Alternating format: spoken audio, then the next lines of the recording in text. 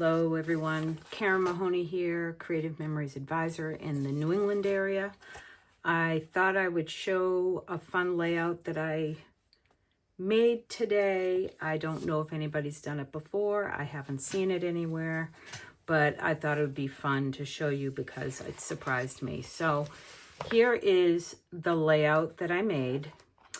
I haven't decided what I'm calling it yet. Maybe it has a name, but you'll see that I used the Jumbo Circle, and I have these different colors, 2 different papers, and it's actually one circle that I cut up and then reversed some of the pieces. So I thought I'd show you how I did this because it really was kind of fun, and I was surprised that it worked. So I surprised myself, and that's always fun. So all you really need is your jumbo circle, your blue and red blade. Definitely have one, at least one, preferably 2 13-inch mats, your 12-inch trimmer, and then you can see I used a border maker cartridge on this, but you could use a border punch, you could use laser borders, you could use a border sticker, whatever you want, and whatever like base papers you want to use, and whatever paper you want to use for your embellishments. So I'm going to put this aside for now.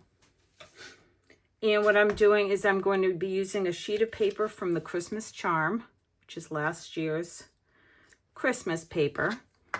I'm going to line up my jumbo circle. I always, I have the 4 lines going around my jumbo circle on the back because it helps me align it. It helps me center it on the mat and on my paper. So as long as each of these lines is at a 6, it should be pretty well centered.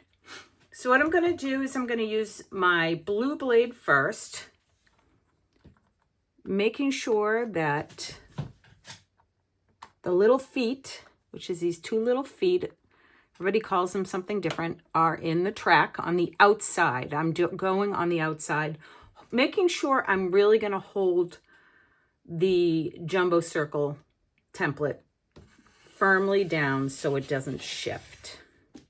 So I'm going to kind of reverse my hands here a little bit, and I'm going to go all the way around, being careful that it does not move.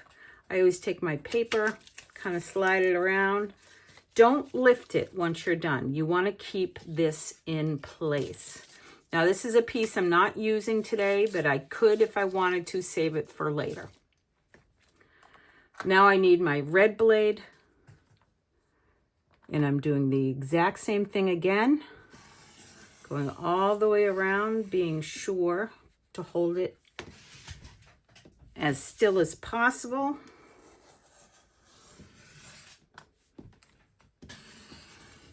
Making a little ring around. See, I always make sure that it's cut all the way through, because if it wasn't, I would just kind of go around again. All right, so now I'm done with this. I'll put that aside, and I have my jumbo circle, and I have the ring piece. So I'm going to decide, I would say decide what papers you want to use for the base. Just for time, I'm just going to put 2 white pieces as the base. So that's basically what my colors are going to look like.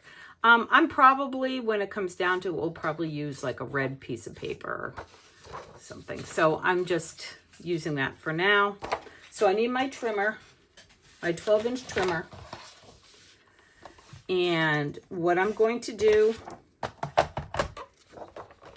is I'm going to put my circle, it doesn't really matter, if you have like this has lines on it, it doesn't really matter if the line is straight or whatever. So maybe I'll just purposely not make it straight. So if you fit your jumbo circle, if you cradle it in between these 2 marks here, it kind of centers on its own. So I'm going to cut this in half. This should cut it evenly in half. So you can see where it's pretty close. Close enough. So you've got your 2 pieces. Now what you want to do when you cut, put them down in the order that you cut them. to make it easier. So I am choosing to do the same amount of cuts on each side, just for, I'm sure you could do it differently if you wanted, but just for the purpose of this video and this layout to make it easier. So then what you want to do is I'm going to make 3 cuts. So I have 4 pieces on each side. So I'll do 3 cuts on this, 3 cuts on this side. And you want to not make them even. So you want to kind of tilt them. Like, so I have a smaller space and it's going to make like almost a triangle, but I'm not going right down to the point. So I'm going to cut this down and I'm going to set it aside. I'm going to slide this in a little more. And I'm going to basically twist it this way a little bit to get another piece. And I'm going to flip. Actually, I'm going to cut it down for now. I'm going to put it down the same way for now. And then I'm going to cut one more piece. You can decide how you want it to look. It's really up to you. And then I have these 2 pieces. So I'm putting them down on top of each other in the order in which they were cut. It's just, trust me, it's just easier that way. And then I'm going to do the same thing to this side. It doesn't matter how you do it. Where you have the bigger cut, where you have the smaller cut, it's really just up to you. So there's 1, 2, 3. All right, so this one is going to go over here where I have it. And then I'm going to take my big ring, and I'm going to hope I cut this right, but I'm going to just do it this way for now and see if it's just that much easier. And I'm going to cut this in half on both sides because I want 2 halves, because this is going to be a 2-page spread. So I'm going to put 1 on this side, 1 on this side. Now I'm going to piece it together for you just to show you. I think hopefully the white paper will make it easier to see. If not, I'll do it on the black paper. Actually, I might do it on the black paper just to, not sure if it'll be easier. So this is going to go on this side. This is the right-hand side. And I'm going to put that first piece down. And then I'm going to take the next one and I'm going to flip it over.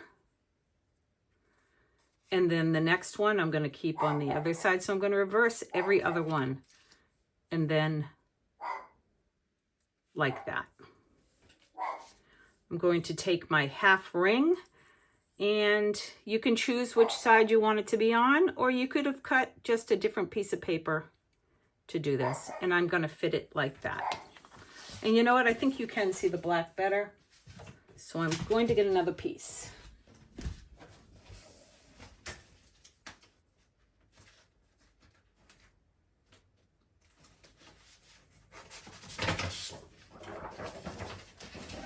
All right, so here's another one.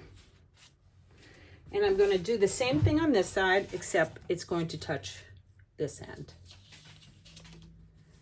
And you can cut it aside. You can go like this so it matches up. See how that kind of matches up? And then flip. Then this way. And then flip. If you want to do it like that. Or you can go like this.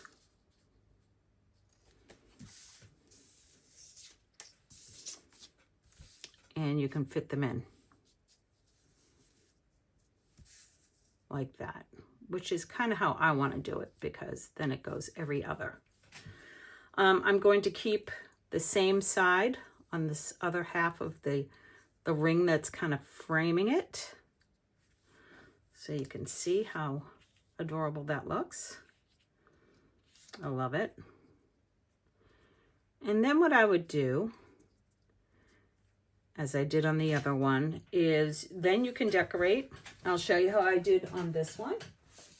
The one that I already did, as you can see.